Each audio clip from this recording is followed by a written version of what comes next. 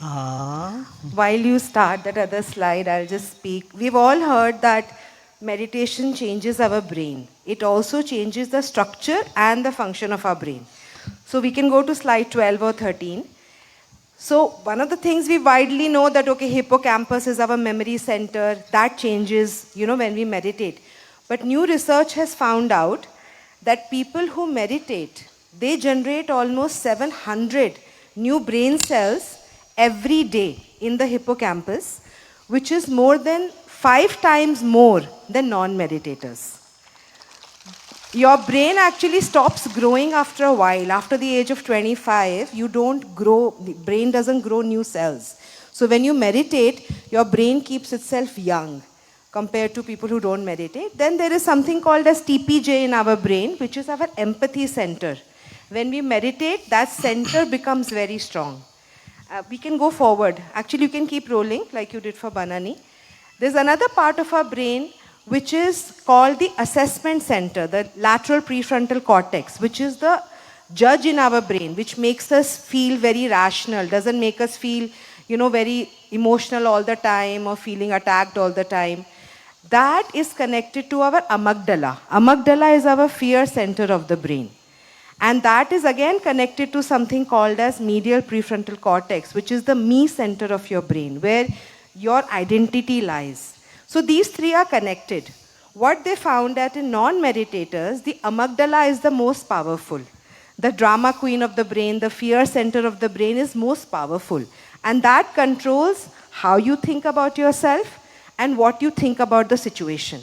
But when you meditate, this reversal of the connection happens. So your amygdala becomes weak, your assessment center, the lateral prefrontal cortex, becomes strong, and your me center goes and connects to it. So anything that happens in your life, you don't see it as either being attacked or being self-guilt. You don't take it either as a guilt or a blame. You take it with rationality and judgment, and amygdala becomes weak. So they have found that meditation can do that.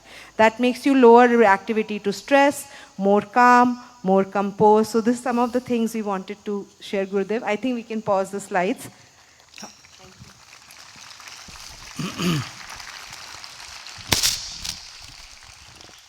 तो अब समझ में आ गया ना। यहाँ दक्षिण में कहते जब शंख से गिरता है वही तीर्थ बोलते हैं, वही पानी दूसरे लोटे से देते हैं उसका तीर्थ नहीं, जो शंख से गिर जाता है। ऐसे जब हम बुद्धि में इतना अटके हुए रहते हैं तो बुद्धि पूर्वक ही हमें समझ में आने से वो बात हम हमारे जो सुप्त चेतना है, सबकॉन्शियस माइंड, उसको एक्सेप्ट करने लगता है। ताकि हम इतने रैशनल हो गए हैं, हमको रैशनलिटी की बहुत आवश्यकता है। ये अच्छा है, पर क्या है वो रैशनल में ही स्टक होके रहे, वहीं फंस जाए तो फिर उसके अतीत की बात हम नहीं जान सकते। समझ रहे ना? इंद्रिय जन्य ज्ञान से बुद्धिजन्य ज्ञान उत्तम है। बुद्धिजन्य ज्ञान से बुद्धि के अतीत का ज्ञान और भी अच्छा है। तो इसलिए गीता में कृष्ण ने एक जगह कहा ना, यो बुद्धि परतत्व सा, बुद्धि से परे जाने से वो मिलता है, वो पराचेतना है, शुद्ध चेतना है। बुद्धि के परे जाना चाहिए, मगर कैसे करना? बुद्धि योग से फिर बुद्धि के परे जाना चाहिए। इसका माने बुद्धिहीन नहीं रहना है, बुद्धि की पराकाष्ठा जाके उधर से छलांग लगाना है। समझ में आ रही बात? तर्क आवश्यक है, मगर तर्क के अतीत भी कुछ है। जैसे तर्क से सब कुछ समझ है, तर्क में को कुतर्क में भी बदल सकता है। जैसे कोई कहे दरवाजा आधा खुला है तो क्या है? तर्क क्या है? आधा बंद है। तो पूरा खुला है तो पूरा बंद होना चाहिए। होता है क्या ऐसे? नहीं, तर्क इसीलिए अंधी है, तर्क अंधी है। तो तर्क से परे जाएंगे, उसी को कहते हैं वितर्क। वितर्क से ही आत्मज्ञान प्राप्त होता है। ठीक है, हाँ बोले अभी नेक्स्ट क्या है? So some questions from the yoga teacher training course. Despite being on the path of knowledge, I sometimes find myself caught in the grip of 6 inner enemies and feel completely out of control. In such moments, what should I do? So when you are completely out of control, what can you do? Nothing. Why do you think about it now? Just relax. Got it? From now you cannot think. वो कहते हैं एक युद्ध काले शस्त्राभ्यास, ऐसे you can't learn archery in the battlefield. So whatever is at that time, that is what it is. But be ready before that. Gurudev, I find it easy to forgive someone who has acknowledged mistake and said sorry. And feel very difficult to forgive oneself. Yes? You heard that, no, Amygdala should sing, practice more. Okay? Okay. Gurudev, running after the Guru everywhere, can such outward pursuit becomes obstacle on the spiritual path? Could this reflect a lack of vairagya? Well, you don't have to look at others. You don't have to run. You be where you are, be stable. No. जहाँ ठहर जाते हो वहीं सब मिलता है, इनको देना है।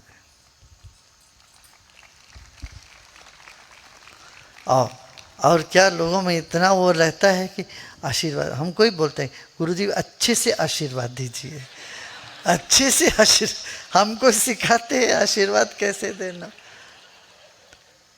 एक बार बोलते, मैं मेरे मेमोरी में रहते हैं, मुझे याद रहता है वो बात, मगर तृप्ति नहीं होती। 3 बार बोला, 4, मैंने बोला देखो तुमने वहाँ बोला यही बात, फिर इस कोने में बोला, फिर वहाँ मैं गाड़ी में चढ़ रहा था उस वक्त भी बोला, हाँ तब भरोसा आता। क्या मन मानता नहीं कभी कभी, जब इतने मन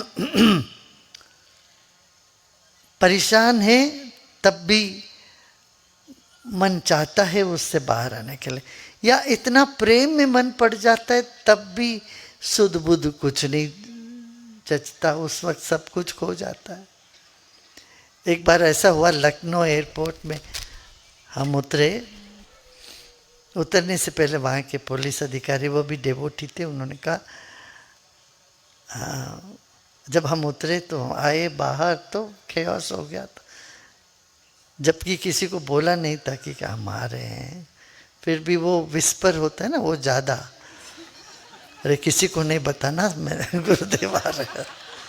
तो वो पूरा वहाँ हो गए, 1000 लोग इकट्ठे हो गए थे बाहर।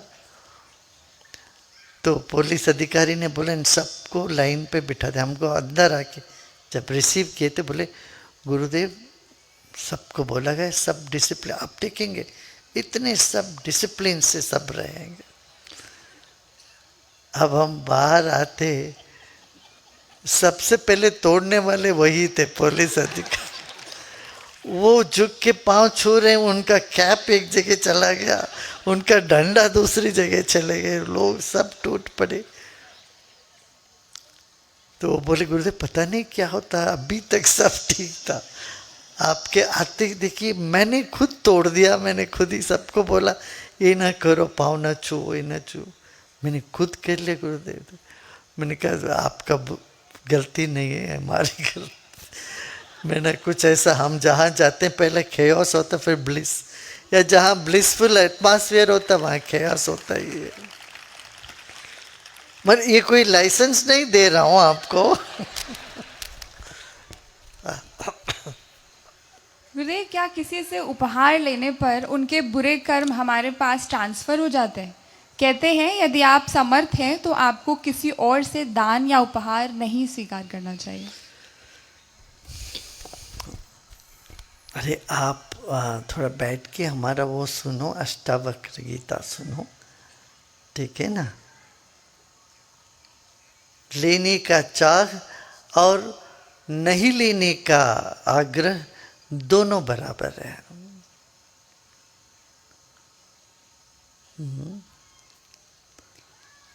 गुरुदेव एक बार एक एयरप्लेन का ही एक और इंसिडेंस है।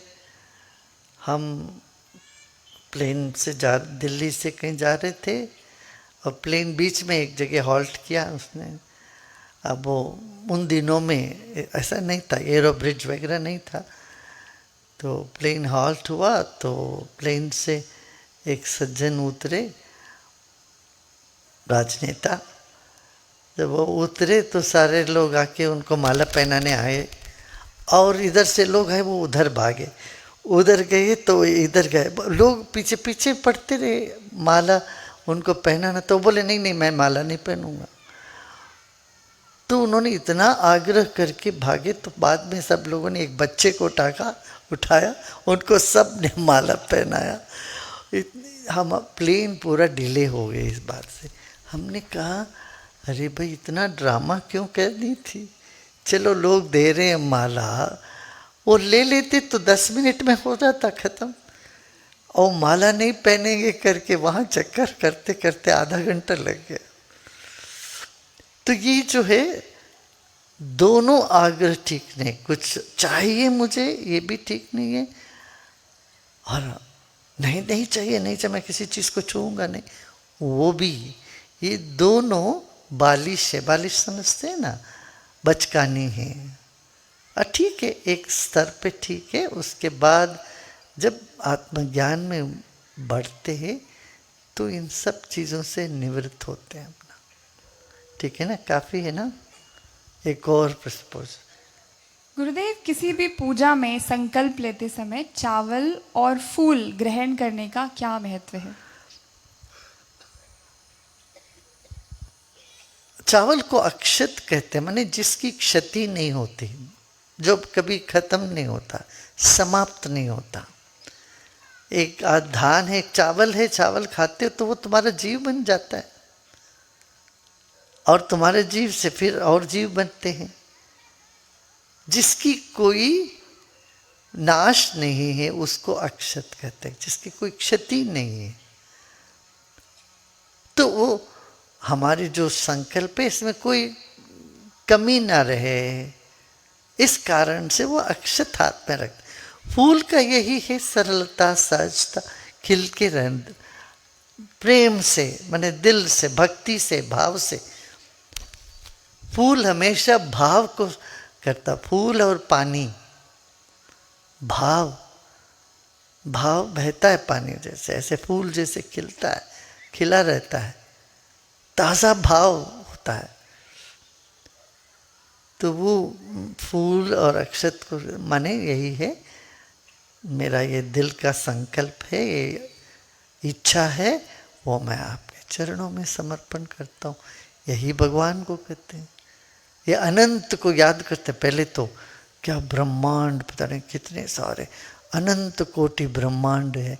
इस ब्रह्मांड में इतने साल हुआ, इतने संवत्सर हुआ, इतने युग हुए, और उनमें से फिर चलते चलते चलते जैसे कौन होता ना, ऐसे अनंत से और शांत तक। अब इस वक्त यहाँ पर, इस क्षेत्र में, इस समय पर मेरा मन का ये विचार है, मैं इसको समर्पण करता हूँ। ये हो या इससे और बेहतर कुछ हो तो ईश्वर हमको वो दे दे, ये भाव रखते। तो मन की इच्छा को रोकना संन्यास है, इच्छाओं को समर्पण करना ये गृहस्थ का है। दोनों पथ पर मुख्य यही है कि अपना मूल लक्ष्य यही है कि आनंदित हो जाना। छोड़ के आनंदित होते हैं सन्यासी, और पूरा करके आनंदित होते हैं संसारी।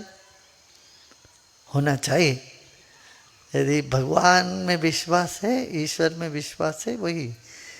और ईश्वर को समर्पण करने से क्या, समाधि की सिद्धि होती, समाधि लगती। समाधि माने प्रसन्नता, मन शांत हो जाता है, प्रसन्न हो जाते हैं। वो भी इसका उपयोग है। ठीक है ना, इतना काफ़ी आज। अभी और क्या